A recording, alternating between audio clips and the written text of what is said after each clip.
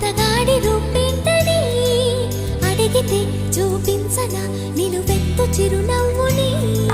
మెరుపుని తొలి చినుకుని కలగలిపి చూడాలని ఎవరికి అనిపించిన చూడొచ్చు నా చెలియని.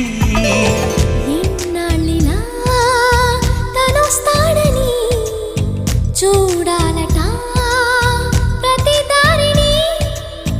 ఏ తోటలో తనందోనని ఎటు పంపను నా మనసుని.